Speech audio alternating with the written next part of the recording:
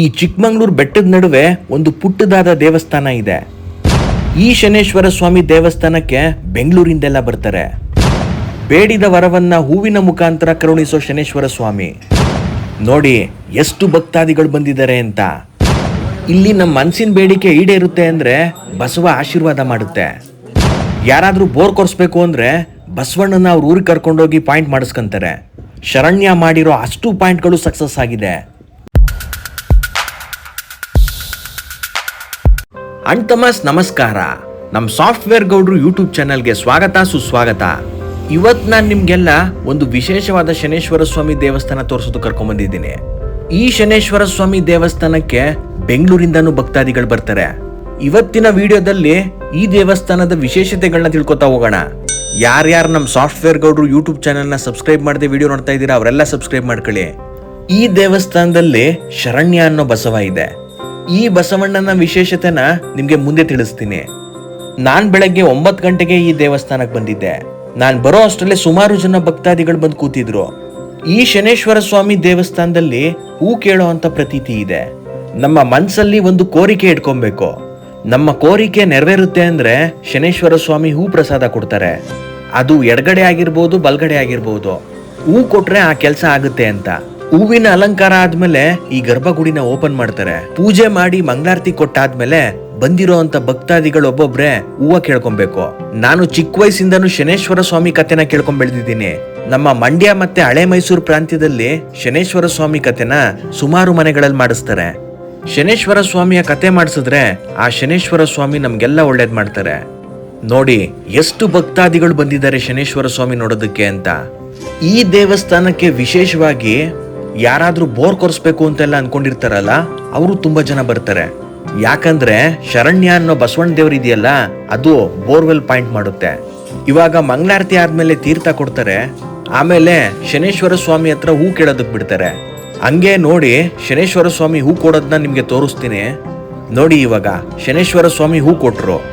ಹಾಗೆ ಇಲ್ಲಿ ಬಂದಂತ ಭಕ್ತಾದಿಗಳು ಒಬ್ಬೊಬ್ರೆ ಅವ್ರ ಮನ್ಸಲ್ಲಿ ಕೋರಿಕೆನ ಇಟ್ಕೊಂಡು ಈ ರೀತಿ ನಿಂತ್ಕೊಂತಾರೆ.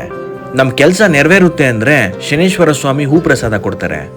ನೀಲಾಂಜನ ಸಮಾಭಾಸಂ ರವಿಪುತ್ರಂ ಯಮಾಗ್ರಜಂ ಛಾಯಾಮಾರ್ತಾಂಡ ಸಂಭೂತಂ ತಂ ನಮಾಮಿ ಶನೇಶ್ವರಂ ಸೂರ್ಯಪುತ್ರೋ ದೀರ್ಘದೇಹೋ ವಿಶಾಲಾಕ್ಷಂ ಶಿವಪ್ರಿಯಂ ದೀರ್ಘಾಚಾರಂ ಪ್ರಸನ್ನಾತ್ಮಂ ಪೀಡಾಮರತುಮೇಶನಿಂ. ಶನೇಶ್ವರ ಸ್ವಾಮಿ ನನ್ನ ಸಬ್ಸ್ಕ್ರೈಬರ್ಸು ಮತ್ತೆ ವ್ಯೂವರ್ಸ್ಗೆಲ್ಲ ಒಳ್ಳೇದ್ ಮಾಡ್ಲಿ.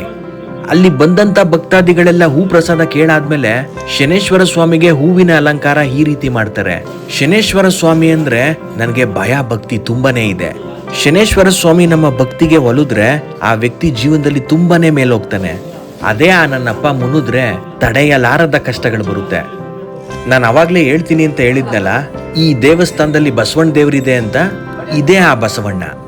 ಈ ಬಸಪ್ಪನ ಹೆಸರು ಶರಣ್ಯ ಅಂತ. ಈ ಶರಣ್ಯನ ವಿಶೇಷತೆ ಏನಪ್ಪಾ ಅಂದ್ರೆ ಇಲ್ಲಿಗೆ ಬರೋ ಅಂತ ಭಕ್ತಾದಿಗಳಿಗೆ ಆಶೀರ್ವಾದ ಮಾಡುತ್ತೆ.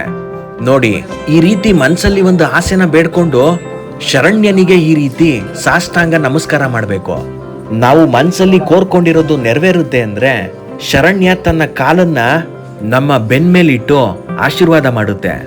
ನಮ್ಮ ಆಸೆ ನೆರವೇರಲ್ಲ ಅಂದ್ರೆ ಶರಣ್ಯ ಆಶೀರ್ವಾದ ಮಾಡಲ್ಲ. ನೋಡಿ ಶರಣ್ಯ ಆಶೀರ್ವಾದ ಮಾಡೋದನ್ನ ತೋರಿಸ್ತೀನಿ. ನೋಡಿ ಬಸಪ್ಪ ದೇವ್ರು ತನ್ನ ಬಲ್ಗಾಲ್ನ ಎತ್ತಿ ಹೆಂಗ್ ಆಶೀರ್ವಾದ ಮಾಡ್ತು ಅಂತ. ಅಲ್ಲಿಗೆ ಅವ್ರು ಬೇಡ್ಕೊಂಡಿದ್ದಂತ ಕೆಲ್ಸ ಆಗುತ್ತೆ ಅಂತ ಅರ್ಥ. ಬಂದಂತ ಭಕ್ತಾದಿಗಳೆಲ್ಲರೂ ಶರಣ್ಯನ ಆಶೀರ್ವಾದ ಪಡೀತಾರೆ. ಈ ದೇವಸ್ಥಾನ ಇರೋದು ಕಣಿವೆ ದಾಸರಳ್ಳಿ ಅನ್ನೋ ಊರಲ್ಲಿ. ಚಿಕ್ಕಮಗಳೂರು ಟೌನ್ ಇಂದ ಕೇವಲ 5 ಕಿಲೋಮೀಟರ್ ಆಗುತ್ತೆ.